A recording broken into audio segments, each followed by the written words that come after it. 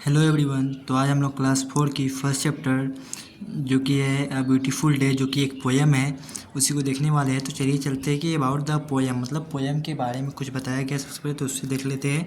कह रहा है कि this poem is composed by the famous English poet William words. मतलब ये जो पोएम है ये विलियम बहुत ही प्रसिद्ध एक इंग्लिश के जो कवि है वो है विलियम वर्ड्सवर्थ, उन्हीं के द्वारा जो है लिखा गया है।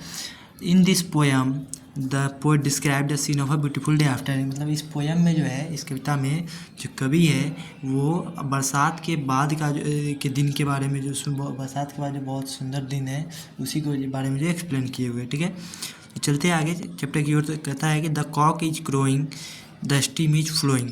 मतलब जो कावा है वो काव काव कर रहा है, और जो स्टीम जो धाराएँ हैं वो बढ़ रही है।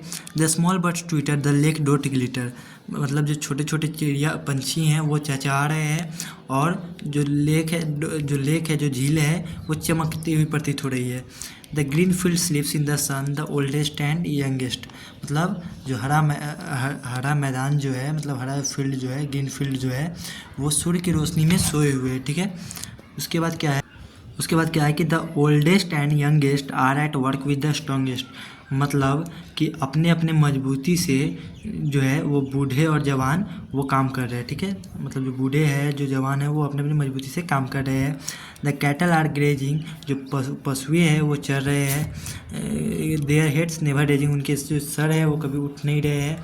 There are 40 feeding like one. मतलब ऐसा प्रतीत हो रहा है कि वहाँ 40 जो लोग जो है, मतलब 40 की संख्याओं में जो है एक जैसा भोजन कर रहे हैं।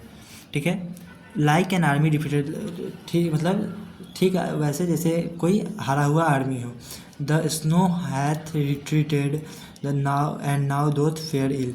मतलब क्या है कि बर्फ़ जो है वो पिघल गई है।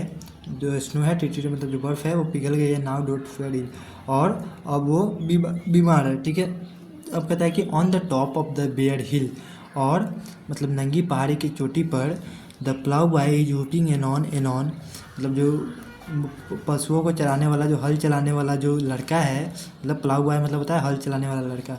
तो हल चलाने वाला जो लड़का है वो चिल्ला रहा है। ठीक है, गुमनाम की तरीके से एन ऑन करके चिल्ला रहा है। There's joy in the mountains. मतलब क्या है कि जो पहाड़ है वो पहाड़ों में खुशियाँ हैं। There's life in the fountains. उनकी जो जीवन है वो फव्वारों में सम्मिलित है। There's life small clouds are sailing. और जो छोटे छोटे बादल है वो तैर रहे हैं।